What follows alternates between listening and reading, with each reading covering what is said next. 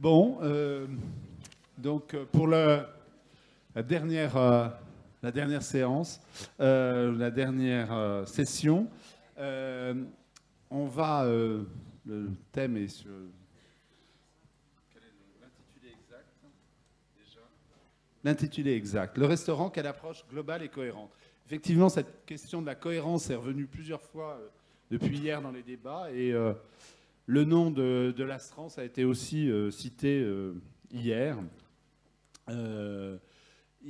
Juste à l'instant, la dernière table ronde, il a été question aussi d'un modèle économique pour une restauration populaire. Yves Candebord hier avait aussi un peu évoqué cette question.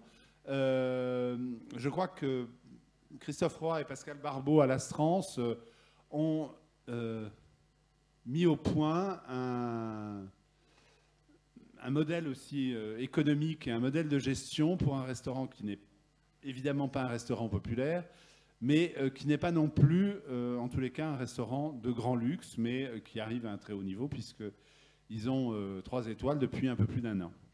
Donc, voilà. D'abord, on va juste... Pascal, quel est un peu ton trajet, enfin ton histoire? Donc, bonjour à toutes et à tous. Mon histoire en 2 mots, donc je ne suis pas du tout issu d'une famille de la restauration. Personne de ma famille était dans la boulangerie ou un restaurant ou quoi que ce soit. Et depuis tout petit, donc moi j'ai pas l'histoire de la grand-mère ou du grand-père, j'ai rien à raconter. Depuis tout petit, je veux faire cuisinier. Pourquoi? J'en sais rien. Voilà, ça j'ai aucune explication, rien à la mode, mais je vais être cuisinier. Donc j'ai fait le choix à 14 ans, l'école hôtelière, donc à côté de chez moi. J'ai menti à l'entretien à l'école hôtelière parce qu'on avait à l'époque il y avait c'était sur candidature, c'était sur dossier. Et vous allez souvent au restaurant? Oui, oui, alors que je ne suis jamais allé de ma vie au restaurant avant, puisque bon, mes parents sont issus d'un milieu très modeste. Et donc voilà, mais je voulais absolument, j'étais super motivé pour entrer à l'école hôtelière. Et donc j'ai été accepté. Et j'ai fait le CAP et le EP à QC, donc juste à côté de Vichy. Et ensuite j'ai fait le bac pro à Yzeure, donc j'ai fait 4 ans d'école hôtelière. Ensuite, donc pour être rapide, je suis parti à Londres 2 ans, dans un grand restaurant français. Ensuite, en Nouvelle-Calédonie, donc où j'ai déjà beaucoup de voyages. Voilà, donc l'envie des voyages de suite. Nouvelle-Calédonie, donc j'ai voulu m'engager dans la marine pour être sûr, donc c'était le service militaire. Je me suis engagé pour être sûr de faire quelque chose de bien en rapport avec mon métier et les voyages. Donc je suis parti en Nouvelle-Calédonie où je me suis baladé pas mal dans l'Océanie, Nouvelle-Zélande, un petit peu l'Asie, l'Indonésie, des choses comme ça. Donc, ce qui est intéressant dans mon parcours, en même temps que j'ai appris à continuer à faire la cuisine classique française, donc dans l'armée, on faisait de la cuisine classique française, j'ai découvert beaucoup de produits exotiques, asiatiques. Ensuite, je suis revenu à Paris, donc à l'Arpège, où j'ai travaillé 5 ans. Et on s'arrête. Christophe. Alors, bonjour à tous. Donc, un peu le même principe que Pascal, donc issu d'un milieu modeste. En province proche de Paris. Donc moi, je voulais faire aussi pareil cuisinier quand j'étais tout petit. Donc j'ai fait, n'est-ce pas? Donc j'ai fait l'école hôtelière donc à Saint-Quentin en Yvelines avec Monsieur Reynaud, donc qui était mon professeur à l'époque. J'ai touché un petit peu à la cuisine. Après, je me suis plutôt dirigé vers la salle. Et en fait, j'aimais bien plutôt le côté relationnel avec les gens et l'idée un petit peu d'organiser.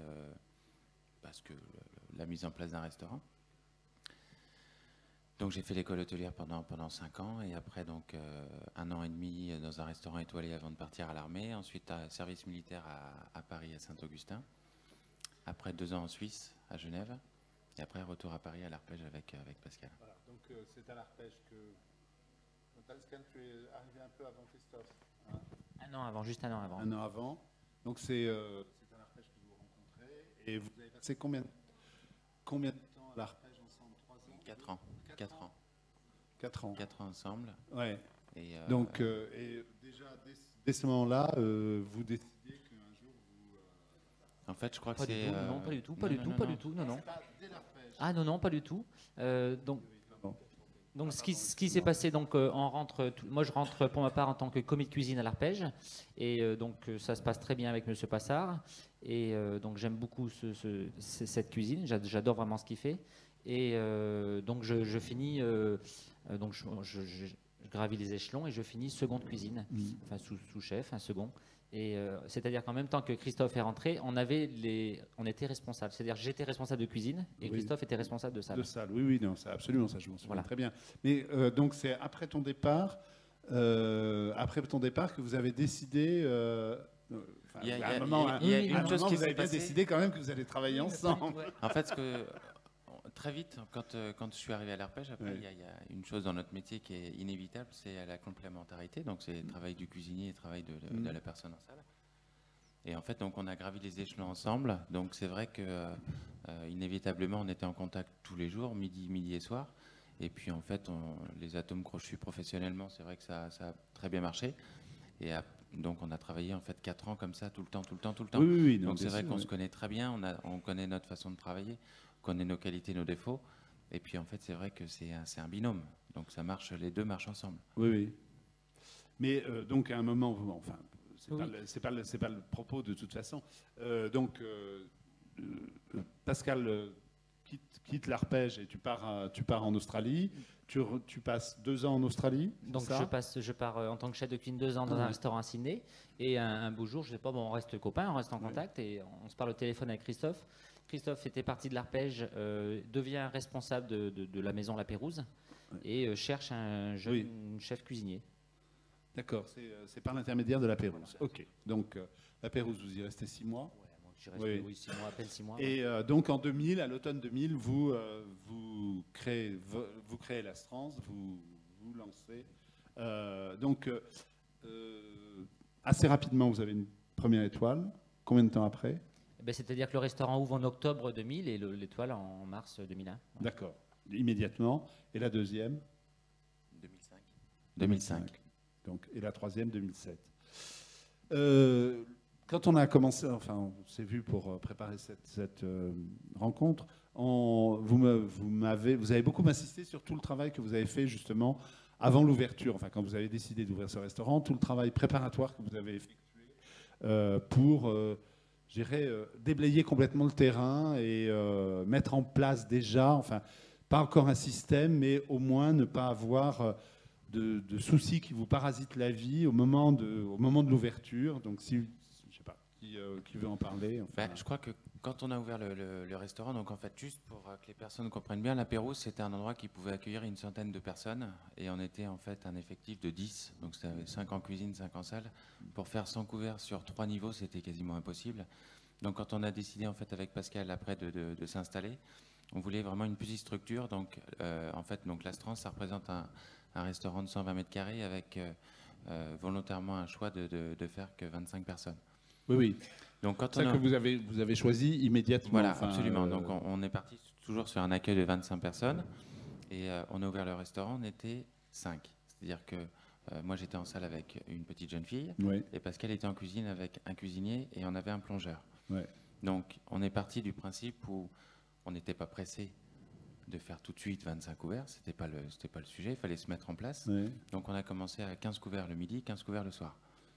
Donc on a limité volontairement pour déjà se mettre en place, voir ce que ça donnait. C'est-à-dire qu'on était conscient, avant on a toujours travaillé dans des grandes maisons, bon l'Arpège ou d'autres maisons, on a toujours appris à faire de la qualité et on était conscient qu'on voulait surtout pas faire un restaurant 3 étoiles. Parce qu'on n'avait pas les moyens, on n'avait pas le budget, c'était pas du tout l'objectif. On n'a pas voulu, moi j'ai pas voulu retravailler avec les mêmes fournisseurs que j'avais à l'Arpège, on n'a pas voulu refaire un copier-coller. Donc on a fait des prévisionnels, on s'est investi à 100% donc, sur la création de la société. Donc on a vu un jour un petit concours sur l'hôtellerie, il y avait une bourse Ethic Monopole, donc c'était un prêt, c'était un chèque à gagner. En fait c'était le meilleur projet de France, c'était une aide aux jeunes créateurs d'entreprises. Donc on a participé, on a eu cette chance de gagner puisque notre projet c'était vraiment un projet concret. On venait de signer la promesse de vente, on avait monté un bilan prévisionnel et on a gagné une bourse de 100 000 francs. 100 000 francs à l'époque, on était en francs. Donc ça, on vous expliquera par la suite ce qu'on a fait. On s'est investi donc au niveau des... Moi, je me souviens, on a fait des trucs de fou. Tout le système des fonctionnaires administratifs pour embaucher des étrangers, faire les visas. Est-ce qu'il y avait des subventions jeunes créateurs à Paris? Est-ce qu'il y a... qu'est-ce qu'on a fait encore? On a fait la préfecture. Qui exonère de charges la première année. Ouais, donc comment être exonéré de charges la première année pour les 2 patrons. Oui, On s'est vraiment renseigné pendant 2 mois, on a fait un travail de recherche non, énorme. justement, c'est assez. Donc on était conscient qu'on n'avait pas un rond. C'est pas forcément exceptionnel, mais en tous les cas, c'est assez exemplaire. On est parti quand même d'un achat d'un fonds de commerce avec 0 apport. Oui, on avait zéro apport. Zéro apport. On est allé voir les banques, donc on a fait ça malheureusement aujourd'hui. Ça ne marcherait plus. Il y a 8 ans, c'est loin et c'est pas loin. Ouais, il y a 8 ans. Donc au total, c'est un investissement de 200 000 € le restaurant, clairement. Avec un petit fonds de roulement, à l'époque, on avait prévu, je ne sais plus, 15 000 € ou 30 000 €, je ne sais plus. On a fait également Paris Initiative Entreprise, on s'est renseigné. Donc c'est un crédit à taux zéro. Donc on a gagné, pareil, c'était sur dossier, sur candidature, fallait présenter un projet. Et on a gagné, qu'est-ce qu'on a eu un prêt de 100 000 francs, on est encore en francs, à taux zéro. C'est-à-dire qu'on avait 3 ans pour les rembourser. Donc ça, on a eu ça également. Donc le prêt bancaire. Donc on s'est investi auprès de l'INPI pour déposer le nom de la société. On a eu un conseil juridique et tout ça, parce qu'on était 2 associés. Donc comment on s'organise? On voulait surtout pas que notre préoccupation principale, c'était vraiment notre binôme. En fait, il y a des faux dictants dans la restauration, on ne mélange pas torchon et serviette. C'est vraiment notre combat, en fait. On fait tout pour que la salle et la cuisine s'entendent. C'est assez intéressant parce que, d'une certaine façon, alors que, disons, jusqu'à la nouvelle cuisine, le modèle du restaurant, ça a été justement le restaurant de restaurateurs. Puis on est passé au restaurant de cuisiniers. Et vous, d'une certaine façon, vous mariez aujourd'hui les deux, c'est-à-dire que le restaurant est autant un restaurant de cuisinier qu'un restaurant de restaurateur. Et chacun a un rôle primordial. Enfin, c'est pour ça que c'est toujours difficile de vous présenter, parce qu'on ne sait jamais quel est celui qu'on doit présenter en premier. C'est vrai que dans un restaurant, on y va pour la cuisine, donc on a souvent tendance à parler de Pascal en premier, ce qui se justifie, mais le travail de Christophe est tout aussi essentiel au fonctionnement de l'Astrance, en fait, et au concept de l'Astrance. Donc c'est pour ça que l'arpège a été un moment important pour nous. C'est là où on a vraiment pris conscience que la relation entre la salle et la cuisine était très très très importante. C'est vraiment le plus important dans un restaurant. C'est ni la salle qui prime, ni la cuisine qui prime. C'est vraiment la relation entre la cuisine et la salle. Ça, c'est vraiment le déclic, en fait. Bon, donc pour mettre ça en pratique tout de suite, Christophe, aujourd'hui, la salle, justement, comment est-ce que tu la conçois? Comment est-ce que tu recrutes ton personnel? Je sais que, alors ça c'est aussi bien valable pour la cuisine que pour la salle, mais vous avez fait une analyse des tâches assez poussée, et c'est pas forcément la répartition, je dirais, classique des tâches dans un établissement de cette taille. Est-ce que tu peux nous parler un peu de tout ça Alors, en fait, aujourd'hui, donc après 8 ans d'exercice, aujourd'hui, l'Astrance, ça représente 16 personnes, donc 14 employés. Donc, c'est-à-dire qu'on est toujours parti du principe où, en salle, donc maintenant, j'ai deux chefs de rang et un sommelier. Et on a 2 équipiers. Donc, 2 équipiers, ce sont 2 personnes qui sont donc moins qualifiées, qui sont à temps partiel et qui travaillent un peu le matin, donc pour faire les tâches ménagères, repasser les nappes, ranger le linge, enfin, tout ce qui est pour nous aider. Ainsi que, pareil pour Pascal en cuisine, 3 cuisiniers, plus le reste, ce sont des stagiaires et après des contrats à temps partiel. Donc l'idée, c'était de faire travailler chaque personne en fonction de ses responsabilités. Donc c'est-à-dire que chacun a, le matin, tout le monde arrive en même temps, mais chacun a ses tâches respectives.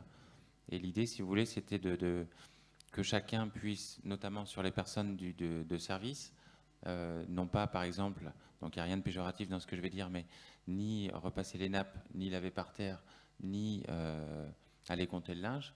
C'est des personnes qui vont être, une va être au téléphone, une va être sur le nettoyage des verres, une va être sur la gestion des stocks. Ce que vous me disiez, c'est que, vu la taille du restaurant, vous avez, quasiment spatialement à vous organiser extrêmement bien, et que justement le fait de diviser le travail, et que ce ne soit pas le personnel qui, comme traditionnellement ça se passe, s'occupe de l'entretien, mais après de sa mise en place, etc. Là, vous avez divisé les tâches, exactement, ce qui permet de placer les gens dans l'espace, et que chacun ait son petit coin, son travail dans son coin. Voilà, et puis en fait, on est surtout très sérieux sur les horaires. autant de travail que le fait d'être prêt. Oui. C'est-à-dire qu'on commence à 9 h le matin, à 11 h tout le monde déjeune ensemble, et à midi moins le quart, on se met en place pour accueillir les gens. Oui. Ça, c'est même si ça se passe très bien, à 11h30, midi moins le quart, on se lève de table et tout le monde se prépare. Oui. Donc, alors là, maintenant, enfin, on peut rentrer dans des considérations plus pratiques, enfin, et puis dans le rapport justement à la clientèle, tu m'as aussi parlé justement du système de réservation. Enfin, je me souviens qu'il vous a posé beaucoup de problèmes parce que comme le succès est arrivé assez vite, ça a été difficile à gérer, trouver le bon système, mais aujourd'hui, tu as mis au point, vous avez mis au point un système qui fait peut-être crier les gens parce que. Oui, mais c'est pas évident. Ce qu'il y a, c'est que sur une capacité de 25 personnes, c'est pas évident avec une demande sur. Au total par jour, j'ai jamais compté combien on avait d'appels téléphoniques, mais c'est assez affolant. Donc maintenant, en fait, à une date fixe, donc par exemple là, ça va être le 2 décembre, on va ouvrir les réservations pour le mois de janvier et le mois de février. Mais je sais pertinemment qu'en 2 jours, le mois de janvier va être complet. Oui. Donc c'est-à-dire qu'on est ouvert du mardi au vendredi. Donc on a aussi fait le choix d'avoir 4 jours de travail, 3 jours de fermeture. Ça, on reviendra après sur ça. Oui. Mais c'est vrai que l'idée, c'est justement d'essayer toujours de bien répondre au téléphone, parce que je pense que ça, c'est le premier contact avec le restaurant. Oui. Donc c'était pas de dire, voilà, dès qu'on arrive au restaurant, on prend le téléphone, parce que le matin, on a des choses à faire dès qu'on arrive. Donc on a un standard téléphonique qui explique que les gens peuvent nous joindre qu'à partir de 10 h le matin. Donc ça nous permet en 1 heure, 1 heure et demie de se préparer. Et à 10 h, donc il y a une personne qui se met au téléphone et qui en fait va s'occuper des réservations jusqu'à en gros midi. Donc les réservations, c'est maximum donc 2 mois à l'avance. Et après on arrête. Quand c'est complet, c'est complet. Donc je suis plutôt honnête dans la proposition des réservations. Donc on met simplement 3 tables en attente pour chaque soir. Oui. Mais les réservations, c'est quasiment 1 semaine d'ouverture pour les 2 mois d'après. Oui. D'accord. Et pour en finir, non pas pour en finir, mais après on va passer à Pascal, mais aussi moi c'est quelque chose qui m'a frappé parce que enfin ça c'est peut-être un peu généralisé aujourd'hui, mais pas tant que ça d'une certaine façon, mais j'ai l'impression que c'est toi qui as mis au point une méthode de service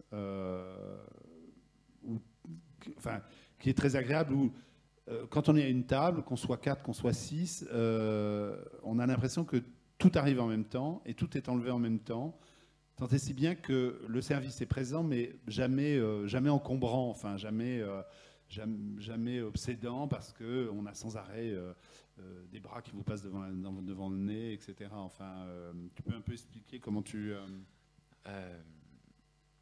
Pour moi déjà, je voulais juste dire une petite chose. C'est vrai que j'ai pas été toujours habitué à aller au restaurant quand j'étais plus jeune. Après, j'ai 2 petits garçons qui ont 13 mois d'écart, donc c'est vrai que je suis moins sorti.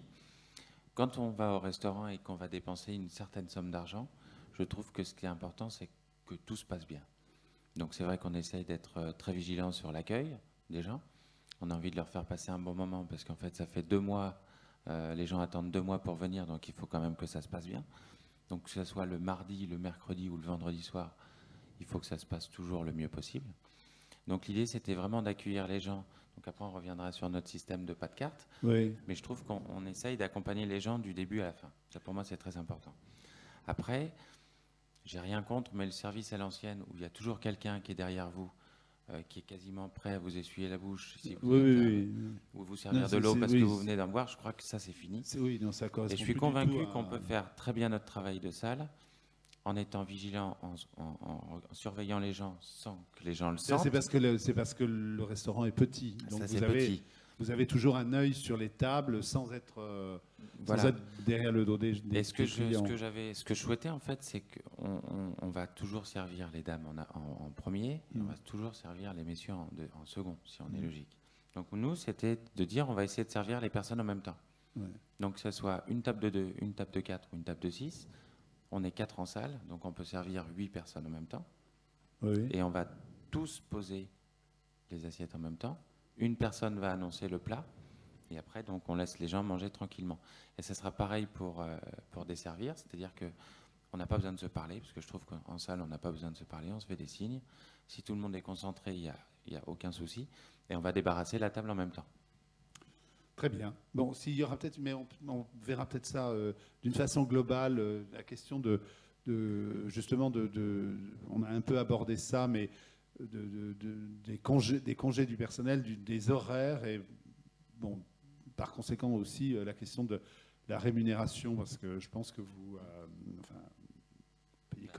payez correctement votre personnel. Oui, oui. Non, mais enfin, on pourra le faire peut-être de façon... Alors, commençons par ça, et puis après, tu nous parleras de l'organisation. Toi que tu as choisi pour la cuisine, je ne sais pas, c'est comme vous voulez. Alors, en fait, quand on a ouvert, donc on avait simplement un jour de fermeture. Donc, on avait un petit ticket moyen, on était encore en francs. Donc, en gros, on pouvait venir manger le soir pour 350 francs. Un menu dégustation avec 5 ou 6 plats, plus les verres de vin qui accompagnaient. Ensuite, on a vu qu'on avait la chance de très très bien démarrer, donc le restaurant était complet à midi et soir. Donc on a pris un autre jour de fermeture, donc on a fermé après le mardi midi. Donc on était fermé lundi et mardi au déjeuner. Et en fait, le week-end marchait très fort, donc les plages horaires du week-end étaient assez affolantes, c'est-à-dire qu'il y avait du matin au soir quasiment un non-stop, juste le temps de prendre une douche et on recommençait pour le soir et le dimanche pareil. Le dimanche en particulier, pareil. Oui, c'était très... Donc après, c'est vrai que c'est un choix de... Qu'est-ce que c'était bien? C'était bien. Donc c'est vrai que c'était un choix de travail, un choix de vie, un choix pour l'équipe aussi. Donc au bout de 3 ans, on a fait le choix en fait avec Pascal de fermer le week-end. Donc c'est vrai qu'après, on était ouvert du lundi au vendredi. Et puis après, donc, on a pris une autre décision, c'était de fermer le lundi, surtout en termes de qualité de produit du lundi qui n'était pas exceptionnel pour nous. Donc économiquement, c'était un lourd pari de faire ça, d'avoir un restaurant avec 3 jours de fermeture. Donc la chance d'être toujours complet, c'est-à-dire qu'on a essayé de monter un petit peu nos prix avec le même effectif d'équipe. Et en fait, bon, on a eu la chance que ça marche très bien. Oui. Alors, les choses sont claires. On n'est pas venu en Porsche aujourd'hui, on est venu en TGV, parce qu'on bon on n'a pas de Porsche. Mais je crois qu'on a une très belle qualité de travail, on a une très bonne équipe, très cohérente. Le fait que les 2 associés déjà s'entendent très très bien, ça fait vraiment effet de groupe sur tout le monde. Et il n'y a pas de relation, on va dire, patron-employé. Ça, pour moi, c'est très important. Oui, de toute façon, c'est assez vrai. Enfin, on est là du déjeuner tout à l'heure, mais c'est vrai qu'il n'y a pas beaucoup de restaurants où on voit tout le monde assis à la même table. Enfin, moi, je suis là le patron. C'est nous qui ouvrons le restaurant, donc c'est moi qui ouvre le matin parce que bon, j'ai mes petits à l'école et c'est Pascal qui ferme le soir. Donc, c'est pas les employés qui ouvrent le restaurant. C'est-à-dire qu'on est tout le temps là. Oui, généralement, c'est nous qui avons... Non, mais peut-être c'est logique, personnel. Mais on n'a jamais raté un déjeuner ou on n'a jamais raté un dîner en disant bon, ce soir on vous laisse tout seul, on vous laisse tranquille, nous on va dîner quelque part. Jamais on a fait ça. Donc il y a beaucoup de respect pour les gens avec nous. Ok. Bon, Pascal, comment est-ce que toi tu t'es organisé en cuisine avec la maison qui a un peu grandi quand même? Pas dans ses murs. La surface est toujours la même. Donc, bon, Christophe a précisé restaurant de 120 mètres carrés, donc 120, pas 220, 120. Donc, pas très grand pour une capacité d'accueil de 25 clients. Donc, ça a été vraiment l'objectif prioritaire quand on a acheté le restaurant. Bon, Christophe parlait de voir tout le monde en salle. Je me souviens, on a visité 1 ou 2 restaurants. La salle était sur du niveau. Ah non, j'en veux pas parce que je pourrais pas parler aux gens d'en haut ou aux clients d'en bas ou je verrais pas ce qui se passe en haut. Enfin voilà, ça c'était les critères et c'était pareil pour moi en cuisine. Je voulais pas une cuisine au sous-sol.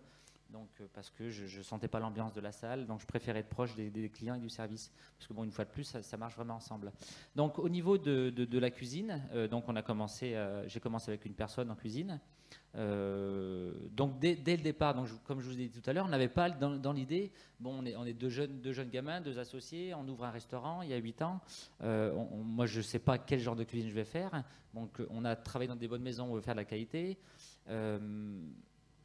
Donc pareil, bon, on n'a pas un rond, donc très logiquement, enfin, sans avoir fait des hautes études ou des grandes écoles, je sais qu'il faut aller au marché, c'est moins cher, donc je me lève le matin très tôt, je vais à Rungis, on a la chance sur Paris d'avoir des supermarchés, des super maraîchers, marailleurs, des poissons, enfin on a tout ce qu'il faut. Donc je me déplace énormément dans la table ronde qu'il y a eu auparavant, donc qui parlait d'une proximité des produits. Donc là je les rejoins complètement, on est vraiment c'est la logique des choses en fait. Donc dès le début, à 5h du matin, je vais à Rungis, j'achète mes produits et je reviens en cuisine. Et puis en fonction donc, des achats, je cuisine avec une petite équipe donc, qui m'attend au restaurant. Donc pour essayer de bien expliquer les choses, comment je peux procéder. Donc j'ai les produits. Donc aujourd'hui, par exemple, ta brigade, elle est constituée comment? Alors aujourd'hui, la brigade, donc 8 ans après, elle est constituée de... J'ai trois personnes donc, qui sont une au poisson, une à la viande, une aux entrées et au dessert. Donc j'ai pas de pâtissier, j'ai pas embauché de chef pâtissier, j'ai pas embauché de second, j'ai pas de chef. J'ai 3 cuisiniers, donc on est tous au même niveau, on est 4 avec moi, on est 4 cuisiniers. Plus je travaille avec 3 écoles hôtelières, donc j'ai 3 écoles hôtelières. Donc j'ai une personne qui est responsable du poisson, une personne responsable des viandes et une personne qui est responsable du froid. En fait, c'est la pâtisserie et les entrées. Donc après, au niveau de la création des plats en cuisine, la cuisine fait, je sais pas, elle fait 15 mètres carrés, 20 mètres carrés, j'en sais rien, enfin, elle n'est pas très grande. Elle ne fait pas 20 mètres carrés. Elle est pas très grande. Donc j'ai tenu compte de la structure de la cuisine pour faire les plats. C'est-à-dire que Ça dépend si tu comptes la cour. Oui, ouais. Je me suis interdit de faire 2 ou 3 entrées froides parce que le local froid est minuscule, donc on a une seule entrée froide. Donc ça a été vraiment la condition dès le départ. Je me suis interdit de faire du feuilletage parce que c'est trop compliqué, ou d'interdire de faire le pain parce qu'on n'a pas la logistique. Je ne veux pas faire venir les cuisiniers ou les pâtissiers à 6h du matin parce que logiquement ce serait dingue ou ce serait pas bien de demander ça à l'équipe. Je me suis interdit de faire des champignons la première année parce que ça prend beaucoup trop de temps. Il faut éviter de les passer dans l'eau, donc les nettoyer au pinceau, c'est beaucoup de travail. Ensuite, je me suis interdit tous les produits onéreux, entre guillemets, luxe, le caviar, le foie gras, la première année. J'y reviendrai par la suite.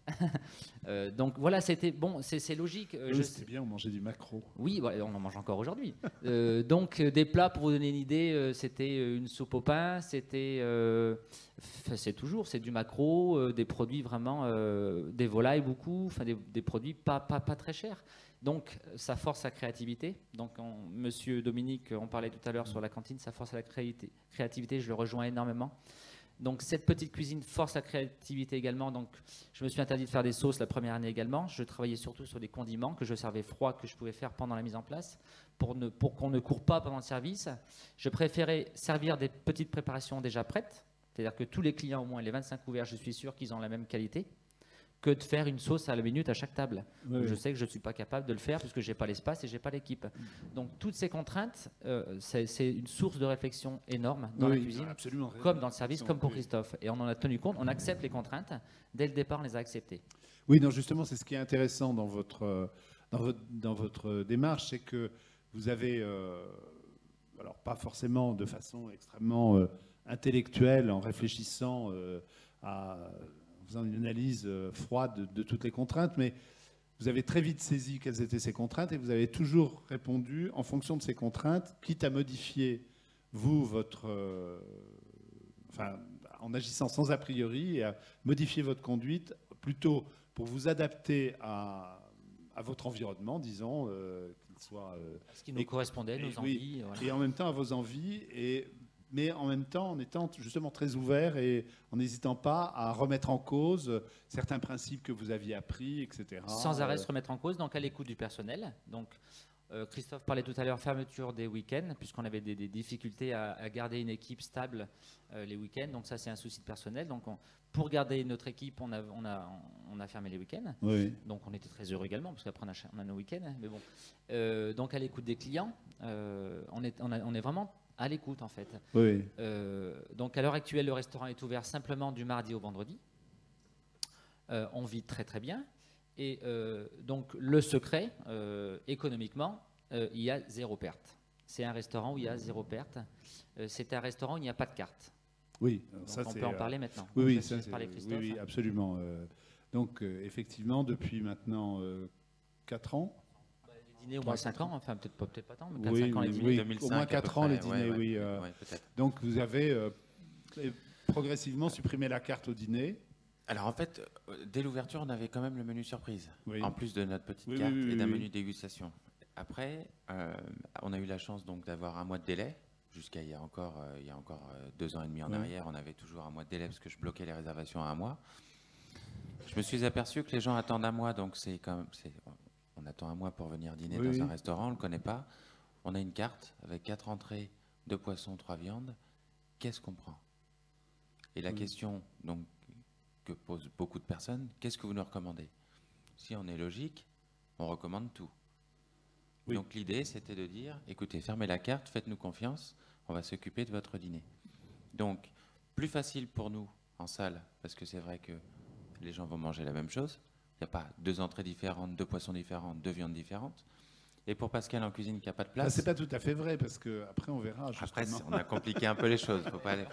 Mais après, plus facile aussi pour Pascal à sortir 2 plats en même temps, plutôt que 2 plats différents. Oui, et de fil en aiguille, ça a personnalisé vraiment notre travail et notre maison, parce que c'est vraiment...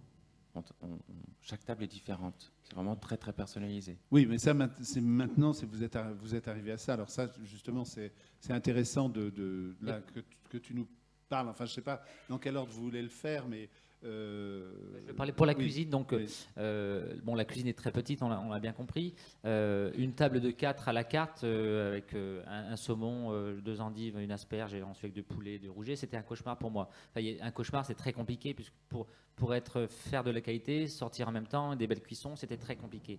Et donc, quand Christophe prenait la commande, c'était beaucoup plus facile pour moi sur une table de 4 de rajouter 2 plats, faire 4 petites Saint-Jacques, ensuite 4 saumons, 4 agneaux, 4 lièvres, 4 pommes et 4 feuilles. C'est beaucoup plus simple. Économie des gestes en cuisine, donc économie du matériel, économie de tout en fait, donc beaucoup plus facile à servir. Le rythme est il y a une belle cadence. Donc ça, il faut expliquer quand même que Pascal dresse ses assiettes sur un petit plateau qui est posé sur la taille de l'écran là, ouais. Oui, en fait, c'est 6 assiettes maximum. Je peux dresser 6 assiettes maximum. Ça, mais sur quelque chose qu'on installe au début du service et qui est au milieu du passage. Enfin, donc qui bloque qui coupe la cuisine en deux. Donc c'est quand même assez précaire. Voilà, donc moi j'aime aller de temps en temps au restaurant. Je déteste attendre. Enfin, je déteste les repas qui durent 4 heures où on attend 20 minutes entre chaque plat. Donc ou 30 minutes, ça dépend. Et donc ça, avec Christophe, pareil, on a mis l'accent sur la cadence du service. On préfère faire un menu de 6 plats avec 4 foie gras, ensuite 4 Saint-Jacques, 4 maquereaux, 4 saumons, 4 soupes, 4 viandes. Et ça va beaucoup plus vite et c'est beaucoup plus simple. Donc à partir du moment où on impose, entre guillemets, de faire le menu au client, il faut qu'on assume derrière. Donc il faut être très vigilant. Donc ça, c'était un cap très important. Et après, par la suite, pour moi, pour pouvoir m'exprimer en cuisine, faire une carte... Donc, nous limite énormément. Je fais énormément les marchés. J'ai un réseau je travaille avec énormément de fournisseurs partout en France. Et par exemple, la semaine dernière, j'ai un type, un pêcheur sur la Loire qui m'a téléphoné. J'ai un centre superbe de 4 kilos exceptionnel. Je lui dis, OK, je prends. Des gens m'appellent ou moi j'appelle mes fournisseurs. Et je travaille beaucoup de produits différents que si j'avais une carte, je ne pourrais pas les faire. Oui, c'est ça. Je travaille de l'andouillette, je travaille du maquereau, du saumon, de la barbue, du foie gras, de la caillette, je sais pas, du lapin, des cailles. Mais tu ne t'arrêtes pas parce que tu n'as, par exemple, qu'une pièce de... Voilà, complètement. D'un saumon ou de... Voilà, complètement. Un seul turbo. Mon poissonnier me dit, j'ai, je sais pas, une petite dorade rose ou royale, elle fait 1 kilo, je prends, mais j'en ai qu'une, très bien, je prends. Beaucoup de produits, donc beaucoup de plantes sauvages. J'ai eu la chance de travailler en Auvergne avec un ami qui est botaniste, donc je fais beaucoup de plantes sauvages, des fleurs, des herbes, je vais à Rungis, donc je trouve un petit colis de coin d'une grand-mère, vraiment en petite quantité. Donc des fois, je fais le marché, c'est comme à la maison, comme c'est vraiment c'est similaire. Donc, et j'ai une multitude de produits dans la cuisine, et si j'avais cette carte, donc je ne pourrais pas m'exprimer. En plus, le choix de ne pas avoir... Donc, psychologiquement, j'ai un blocage parce que j'ai la barbue ou le turbo, le rouget absolument à la carte. Même si les produits ne sont pas beaux ou s'il y a une tempête ou quoi que ce soit, on doit les acheter. Donc ça a complètement changé pour moi pour pouvoir m'exprimer en cuisine. J'appelle mon poissonnier, je veux 2 kilos de Saint-Pierre pour demain. Et le lendemain, j'en ai pas. Il m'a mis de la sole à la place parce que les rougets n'étaient pas beaux. Donc on est toujours sur la qualité des produits, vraiment. En cuisine, j'ai toujours l'impression de recevoir des pièces de collection parce que les produits sont vraiment sublimes. Et bon, ça aide énormément en cuisine. C'est vraiment la base. Mais en même temps, ce que tu disais tout à l'heure, c'est-à-dire qu'il y a 0 perte. Alors, le fait d'avoir un petit restaurant avec entre 20 et 25 couverts, on a la chance d'être tout le temps complet déjeuner-dîner. On sait que tous les jours, on sert 50 couverts. Donc, x4, on fait toutes les semaines 200 couverts. Tout le temps, tout le temps, tout le temps, tout le temps. Ensuite, avec Christophe, avant chaque service, déjà avant chaque veille, pour faire les commandes des produits, pour faire les menus aux clients, on regarde les clients réguliers, habitués, déjà venus, jamais venus. Eux, ils aiment les crustacés, eux, ils n'aiment pas les champignons, machin. Donc, tout ça, on en tient compte. Et en fait, je vais mettre les produits en cuisson ou faire mes préparations avant le service. J'ai travaillé dans des restaurants où on travaille à la carte, donc il y a toujours le stress de bon, j'ai un rouget farci, je ne sais pas, donc on en prépare 10 à midi, on n'en vend que 2. Le soir, donc la farce est plus belle, ou le lendemain, on les garde un jour ou deux, après on jette, quoi, il y a de la perte. Donc j'ai pas du tout ce stress en cuisine, il y a zéro stress en cuisine. Ce soir, on a 20 clients, on va mettre une patate pour 6 en cuisson, on va mettre 2 râpes de lièvre, on va mettre des petits légumes mijotés pour 12, enfin voilà, on va mettre tout ça en cuisson. Et le soir, à la fin de chaque service, on arrive à 0. Ouais. Alors ça, Christophe, là, ce serait intéressant justement que tu nous parles de la façon dont tu gères ça. Enfin, parce que de la recommandation du maître d'hôtel, enfin, qui est classique au restaurant, d'essayer d'aiguiller quand même le client vers quelque chose qui justement aide à une meilleure gestion. Là, tu es passé à complètement autre chose. Enfin, c'est un travail extrêmement presque psychologique avec le client pour comprendre ce qu'il aime, comprendre ce qu'il n'aime pas. Ça, c'est plus facile parce qu'ils le disent en général de façon très carrée. Mais ça, ce serait bien que tu nous parles un peu de premier, tout ça. Je trouve que ce qui est important, c'est d'essayer de sentir un petit peu le public. Donc, il y a des gens qui sont très habitués à sortir, qui sortent quasiment tous les soirs, qui font que les 3 étoiles ou que les 2 étoiles. Il y a des gens qui, c'est un anniversaire, il y a des gens qui vont casser leur tirelire pour sortir une fois dans l'année. Et je pars du principe où tout le monde est important. Donc même les gens qu'on connaît, on va s'occuper peut-être mieux des gens, et certainement mieux des gens qu'on ne connaît pas, que les gens qui sont habitués, avec qui on peut parler après. Donc je trouve que sur 25 personnes, on ne s'était pas vu beaucoup. Non, ce qui est très important, c'est que ça se passe toujours très bien pour l'ensemble des personnes. Avant chaque déjeuner, avant chaque dîner, avec Pascal, on se fait un petit briefing. Donc on se fait une liste en fait de chaque produit qu'on a. On va dire, on va se mettre en place. On parle par exemple pour le déjeuner. Donc on a 25 personnes. Donc Maintenant, vous avez appliqué aussi la formule entièrement au déjeuner. Alors, déjeuner, on a 3 propositions. On a une formule avec 3 plats, qui est le menu déjeuner, une formule avec 5 plats, qui est le menu de saison, et donc le menu Astrance, qui est une formule avec 7 plats. Et donc on fait que la formule avec 7 plats le soir. Oui. Donc le midi, on a des clients étrangers, on a des hommes d'affaires et on a des gens qui ont un petit peu de temps de déjeuner. Donc on fait notre liste avec l'ensemble des produits qu'on a et qu'on a en cuisson. Et après, donc chaque personne, donc là pour le déjeuner, il y a quand même une présentation de carte parce que les budgets sont différents. Et après, donc il faut essayer de sentir si c'est un déjeuner d'affaires, à moins que les gens le disent avec un impératif horaire. On va voir les gens qui ont vraiment envie de se faire la fête, donc auquel cas on fait le grand menu s'ils le souhaitent. Je demande simplement donc après aux personnes si rien ne gêne en termes de produits, s'ils n'ont pas de contre-indication particulière. Et on a poussé le vice en fait de décaler toutes les tables. C'est-à-dire que on a une table ici, va avoir un menu. On va avoir une table ici, va avoir un menu différent. Et on va avoir une table ici qui aura peut-être des choses similaires à cette table-là, mais aucun plat de commun à ça. Oui, ça c'est extrêmement...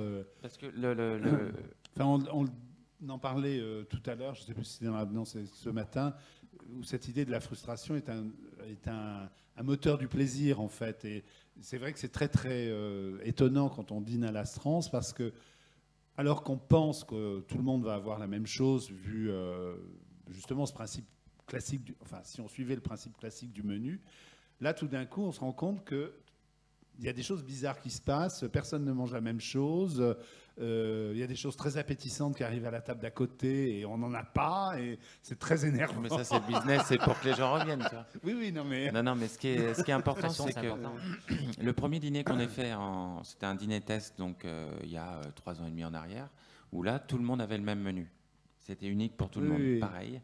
Et il y a un couple qui est arrivé peut-être 30 minutes après les autres, Et pour eux, il y a eu zéro surprise parce que la dame regardait à droite, regardait à gauche, donc on va avoir du homard, on va avoir du tombeau.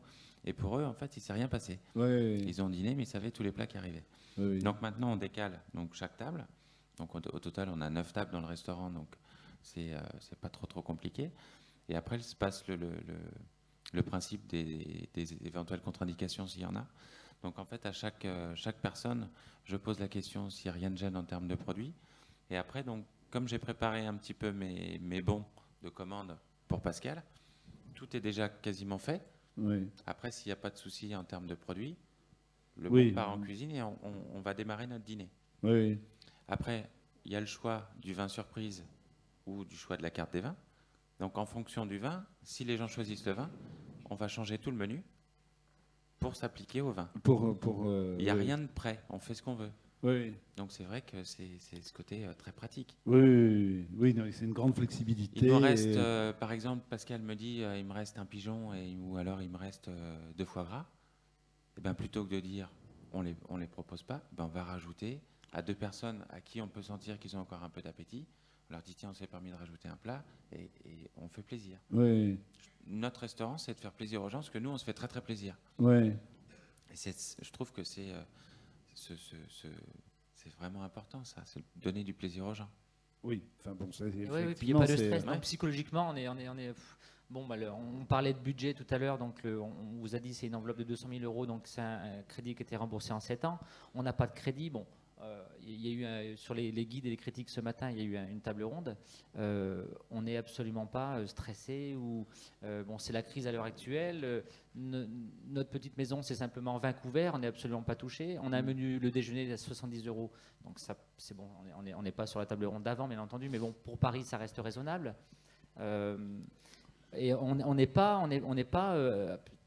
n'a pas de crédit sur le dos. Enfin, on est vraiment psychologiquement. On est fermé 3 jours par semaine. Vous avez aussi, alors ça vous donne vous effectivement une certaine liberté, ça vous laisse des possibilités que c'est vrai peu de vos confrères ont en tous les cas, sauf quand ils arrivent à un niveau très jet set.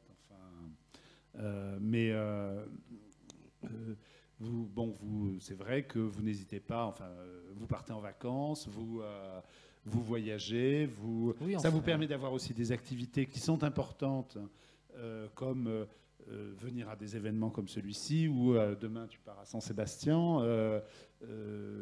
Christophe, à un moment tu allais aussi dans le vignoble. Je ne sais pas si tu continues à le faire, mais en tous les cas, faire des dégustations, etc. Sans s'absenter du restaurant. C'est ça, vous êtes, quand vous êtes ouvert, vous êtes toujours là. Voilà. Et ça vous permet aussi de gérer, de vous occuper de la gestion du restaurant, toute l'administration. Ça, c'est notre travail du lundi. C'est-à-dire que dans la journée, donc, je parlais tout à l'heure avec une dame qui était avec M. Reynaud, donc c'est vrai que notre travail, c'est quotidien, parce que donc, moi, je m'occupe de la partie paperasse, donc tous les matins, il y en a.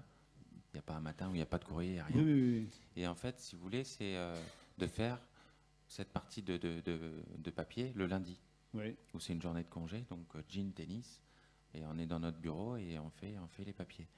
Et après, du mardi au vendredi, c'est vraiment pour les gens. En fait, on a voulu tout mettre en œuvre. On était conscient en 2000 que le personnel donc dans la restauration, c'est quelque chose, c'est assez compliqué, et on a essayé de mettre tout en œuvre pour tout seul, on ne peut rien faire, c'est absolument impossible. Donc, pour avoir une équipe, donc des gens compétents avec nous et des gens qui soient bien et des gens qui restent, des gens fidèles. Assez soudée, c'est ça. Une équipe assez soudée, puisque bon, on a besoin d'être un restaurant, c'est un travail d'équipe. Et justement, quel est le turnover de votre personnel? Enfin, bon, il y a du personnel qui est là pendant très longtemps. Toi, tu as gardé des gens en cuisine. Les gens sont restés en cuisine, 3-4 ans. Donc, ce qui est très bien dans la restauration.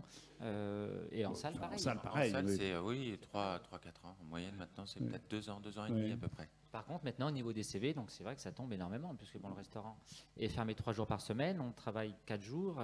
Alors, au niveau des salaires en cuisine, pour vous donner une idée, donc c'est 1600 € à peu près pour un cuisinier. Donc... bon, après, ils ont les pourboires, ils ont tout ça. 4 jours par semaine. Le restaurant est fermé entre 8 et 10 semaines. On est presque à 10 semaines cette année. En fait, on a calculé, on doit travailler 170 jours par an. Voilà. Donc Énorme. On va peut-être fermer le vendredi. Oui, on doit être fermé entre 8 et 10 semaines par an. Donc, c'est vrai qu'au niveau du personnel, on a tout mis le paquet en œuvre pour avoir des gens. Et là, aujourd'hui, on s'aperçoit qu'on a vraiment réussi parce que je reçois 4 CV par semaine, tout le temps. Tout le temps. Tous les jours, j'ai un CV. Combien de temps d'attente? En cuisine, c'est 2 ans. Là, j'ai rien avant 2 ans. Il n'y a pas de place avant 2 ans. Ouais. 2 ans d'attente pour venir travailler.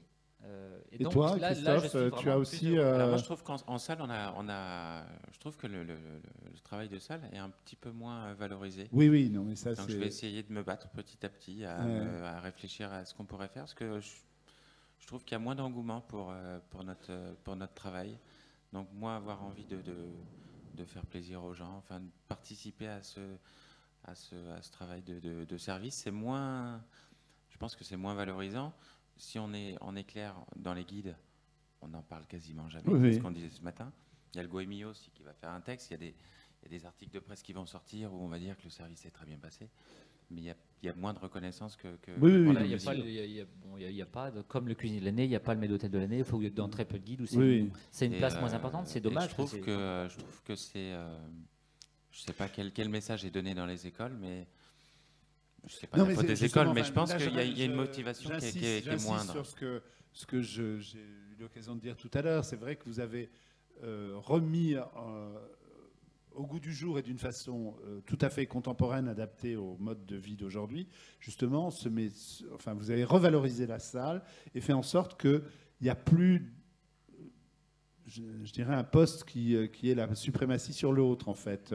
C'est la parité. Oui, c'est la parité. Voilà. Non, ce qui est important, c'est que...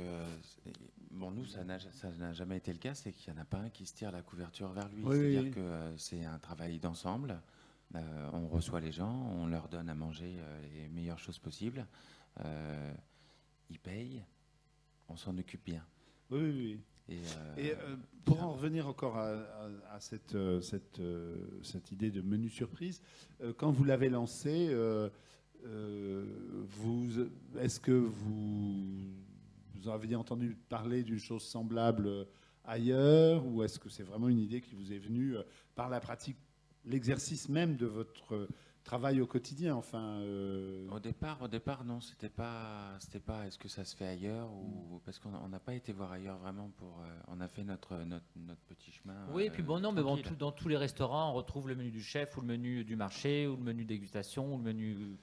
Bon, j'en ai rien inventé, mais bon, c'est vrai qu'on a vraiment insisté. Non, enfin, c'est quand même une interprétation un peu particulière effectivement, d'une pratique qui peut avoir lieu ailleurs. En fait, on est une microscopique entreprise. On n'a pas de secrétaire, on n'a pas d'assistante. Donc, au début, on n'avait pas d'ordinateur. On a investi dans 2 ordinateurs il y a 5 ans, enfin, je ne sais plus.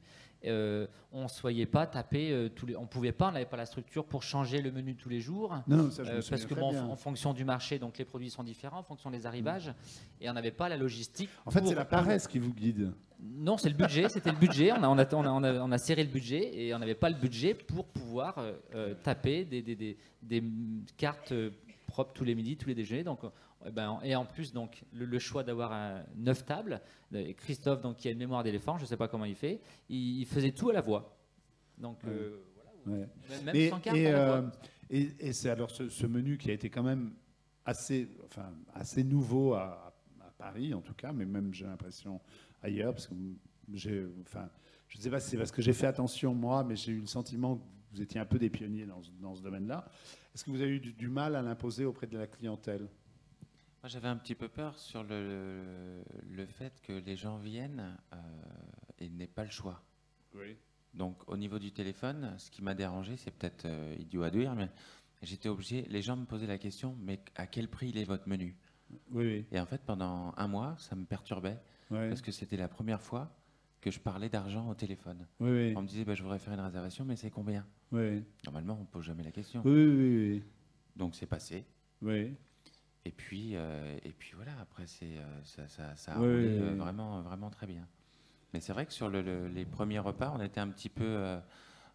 on expliquait aux gens que voilà, c'était notre idée de faire cette surprise que les gens en pensaient. Et puis après, ça a fait des émules. Et puis voilà, après maintenant, c'est tout le temps régulier. Donc même avec des gens qu'on ne connaît pas, des gens âgés, des gens plus jeunes, des gens qui Après, donc, qui bon, ne sont le, pas le- habitués, il y a aucun le problème. travail de Christophe est très important en salle, parce qu'il me donne énormément d'informations en cuisine. Cette table, ils sont 6 couverts, ils sont venus il y a un mois, ils ont adoré telle recette avec l'asperge. Refais-leur un petit clin d'œil à l'asperge. Donc, ok, moi je me Oui, rappelle, je oui, oui. l'organise. C'est des personnes, cette table, ils sont 4 couverts, ils sont très âgés, ils veulent manger pas beaucoup, classique. Donc en cuisine, je m'adapte. On a simplement 9 tables, donc 20 couverts. Et avec plaisir, je vais faire une pintade au cèpe très classique avec un jus de viande terminé pour Oui. ces 4 clients qui viennent rechercher ça Oui. aujourd'hui. C'est assez Ça, amusant. c'est très important pour moi. Je voulais conclure là parce qu'on on arrive près de la J'ai fin. aucune frustration à faire tout ça. Ouais. Et je voulais parler juste, mais alors, évoquer ça parce que j'ai eu la chance de pouvoir le voir, je dirais en avant-première. Il y a un film qui vient d'être fait par quelqu'un qui avait présenté d'ailleurs des films, il y a, je pense à la première édition du Forum, Paul Lacoste. À l'époque, c'était un film d'Olivier Rollinger, un film sur Michel Bras. Et donc là, Paul vient de réaliser un film sur l'Astrance. Et pour mettre en valeur ce principe du menu surprise, ils ont enfin, je pense que c'est Paul qui a eu l'idée, qui vous l'a proposé. Il a eu l'idée de faire un casting, comme on fait un casting pour un film, c'est-à-dire en faisant passer des annonces dans la presse. Et ils ont fait un casting de clients et après ils ont construit un dîner pour ces 3 clients sont des gens jeunes, des gens qui ont 25 ans, qui n'avaient pas du tout une pratique du grand restaurant. Et c'est assez amusant, enfin, c'est même c'est plus qu'amusant, enfin, c'est absolument passionnant. Ça dit évidemment beaucoup de choses sur l'Astrance, mais ça dit aussi beaucoup de choses sur ce qu'est un restaurant, et ce qu'est un restaurant pour des gens jeunes, justement, et sur le fantasme du grand restaurant, les craintes aussi que ça peut susciter, et le plaisir après qu'on peut y trouver. Et cette séquence est absolument remarquable. Je ne sais pas exactement quand le DVD va sortir, mais je vous recommande fortement de le visionner parce que c'est assez étonnant sur tout ce qu'il peut se dire. Bon, mais j'aimerais que vous en disiez 3 mots parce que justement ça explique bien. Enfin, Ouais, juste un petit mot avant que Pascal parle sur la cuisine, mais ils sont tous inquiets pour le fait d'aller dans un restaurant 3 étoiles, sur la question vestimentaire, sur le prix, et sur, oh là, il va falloir être comme ça. Donc, il se lâche très bien. Hein. Il se lâche très bien. Ce qui est important pour nous, depuis quelque temps, c'est qu'il n'y a plus de cravate. Donc on est en costume chemise, le bouton ouvert. Je n'ai pas ma veste fermée. Donc c'est-à-dire que je suis habillé quasiment comme les gens qui viennent manger. Il va te gronder ton professeur. Il a jamais mis de cravate non plus. Et en fait, de ce principe-là tout bête, c'est arrivé à ce que les gens soient plus détendus. Oui, non, plus personne ne met de cravate. Et en fait, il y a une ambiance qui est très sympa. Oui. Donc quand j'ai vu le film, je me suis dit qu'on était dans le vrai. Parce que c'est vrai qu'ils étaient très inquiets. Et on les a mis à l'aise petit à petit dans de ce fait-là d'être pas guindés et que ça reste abordable à chacun. On a la chance d'arriver au bon moment. Bon, je sais pas, il y avait le thème sur les critiques ce matin. C'est un restaurant, bon, c'est vrai qu'il y a eu les étoiles, les reconnaissances des médias, des guides. On n'a pas d'argenterie, ce sont des couverts en inox. Donc on n'a pas fait d'investissement, mais vraiment aucun investissement. On a acheté des verres, des assiettes, des couverts, terminé. On n'a pas de voiturier, on n'a pas bon, il n'y a pas de personnel, c'est pas immense. Donc il n'y a pas de gros investissements. Et j'imagine 10-15 ans en arrière, le même restaurant n'aurait jamais eu la même reconnaissance. Oui, mais il n'aurait pas eu la même reconnaissance, mais ça vous aurait pas... ça ne vous aurait pas empêché de continuer votre chemin à vous. Ah oui, pourvu que nous, en fait... Alors effectivement, vous ne seriez peut-être pas devenu 3 étoiles. C'est une certitude, mais tous les jours, enfin pas tous les jours, mais bon, on est des commerçants. Moi, j'ai la fibre du commerçant, enfin commerçant. Je m'exprime mal, mais de ne pas perdre d'argent. Mes préoccupations principales sont, il faut que le restaurant soit plein midi et soir, il faut que l'équipe soit payée, les fournisseurs payés, il ne faut pas perdre d'argent surtout. Voilà, c'est vraiment l'objectif de tous les jours. D'accord. Donc on en tient compte. Est-ce qu'il y a des questions ? Non.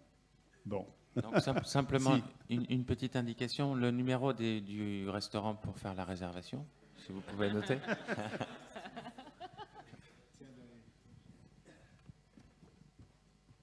Non, juste pour rebondir sur ce que vient de dire Bénédicte et la réponse de Pascal, sur on l'aurait fait il y a 15 ans, etc. Je crois ce qui est intéressant dans l'expérience de la Strance, c'est la concordance extrêmement claire qu'il y a entre le type de restaurant, le type de cuisine, le type de service, le lieu, la clientèle et l'époque. C'est-à-dire que vous êtes vraiment, on est dans une histoire de résonance parfaite entre un restaurant et tout ce que ça représente et l'époque où il se situe.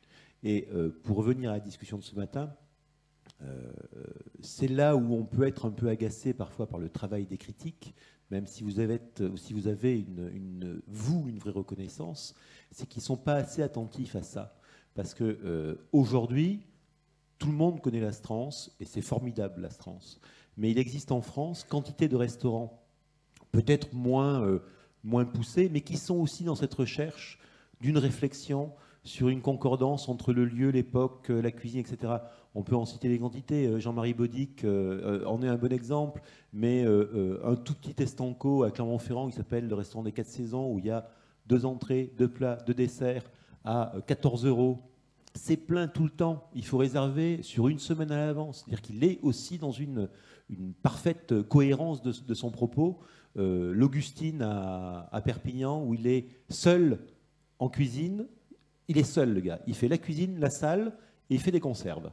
Et quand j'ai de la quantité, il va mettre des tomates en conserve et il va les servir comme ça sur 6 mois. C'est-à-dire que c'est ça qui est intéressant. Il y a un vrai phénomène, je crois, aujourd'hui, en France, avec un restaurant, on pourrait presque dire inspiré de la Strance, mais c'est peut-être ça. C'est exactement ça. En fait, quand on a ouvert le restaurant, on a vraiment réfléchi, on a vraiment été conscient. Qu'est-ce qui nous correspond? Bon, on est 2 jeunes, on est 2 gamins, on veut pas un truc ostentatoire. Déjà, on n'a pas le budget, on n'a pas les ronds. On veut un truc, moi j'ai eu la chance de voyager énormément, donc un truc en cuisine où je vais intégrer. Je me pose pas la question, est-ce que j'ai le droit de mettre de la sauce soja avec du bœuf et du machin et des cacahuètes avec de la banane sur ma sole?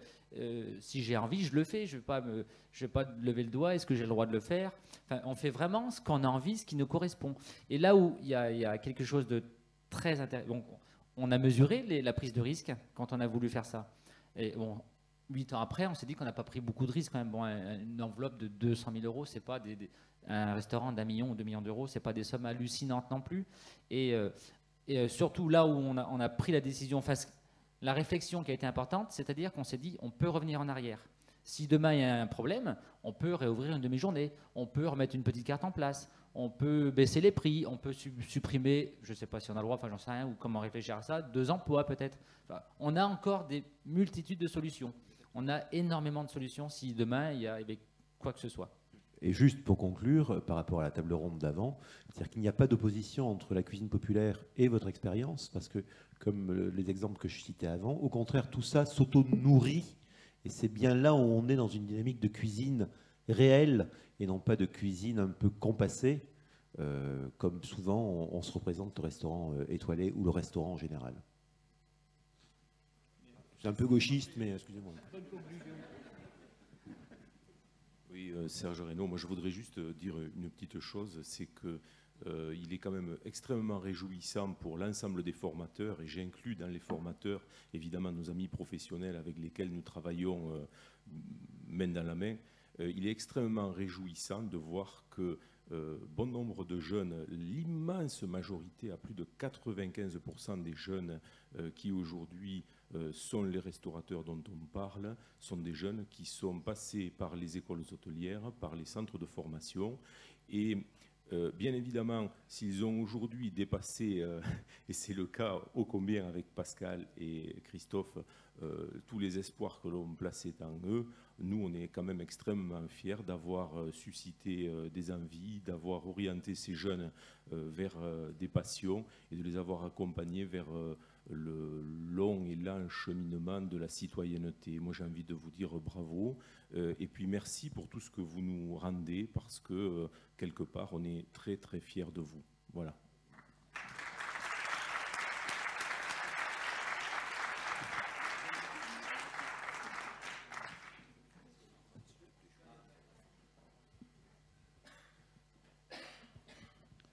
Je suis désolé, Alain Sadirac, je suis désolé, je vais un peu faire tomber le rêve parce que je viens de rêver pendant 1 heure, mais j'ai une question bassement matérielle. J'ai compris, Christophe, hein, c'est ça, que tu avais une mémoire. En plus, c'est marrant parce que excusez-moi, logiquement, j'ai tutoyé. Oui, vous aviez une mémoire d'éléphant, apparemment. Mais par contre, la question que je me pose, est-ce que vous avez des fiches clients? C'est-à-dire, est-ce que vous conservez quelque part, voire sous informatique, hein, les consommations des clients? Alors, c'est un lien aussi avec un taux de fidélité. Est-ce que vous avez des clients fidèles qui reviennent régulièrement? Et est-ce que donc vous conservez leur ancienne consommation pour éviter peut-être justement la question, quels sont les produits que vous n'aimez pas, etc., pour avoir une connaissance de ce client, quoi, en fait? Non. Donc c'est tout dans la mémoire. Alors, je trouve que ça perd un peu de magie. Ouais, c'est pour ça que j'ai dit que je vais faire tomber le rêve. On a Monsieur Boger qui va venir ce soir. Il aime tout. Non, je trouve que il faut aussi. Je trouve que c'est mieux de recommencer. Alors après, à chaque fois, je sais qui boit de l'eau plate, qui boit de l'eau pétillante, qui mange des petits croûtons, pas de l'ami, qui veut du beurre salé, pas du beurre salé, les choses un peu plus cuites. Mais je trouve que ce qui est bien, c'est de reparler avec les gens tranquillement, de ne pas dire vous êtes venu il y a 1 an et demi, vous étiez à telle table, vous avez mangé ça, donc là on va faire ça. C'est de reprendre. Après, c'est un travail quotidien, mais pas de fiches. Enfin, moi, j'ai pas envie de faire de fiches. Ouais. Merci. Donc, je trouve très intéressant. Alors, je suis prof de marketing, alors évidemment, on est en plein développement des super bases de données clients, en particulier en hôtellerie et tout ça. Alors, je trouve intéressant justement d'avoir le contre-exemple. En fait. Mais vous êtes petit, c'est différent. Voilà, c'est une petite structure aussi. Les doubles de capacité, peut-être que c'est important de faire des fiches. Ouais. Merci.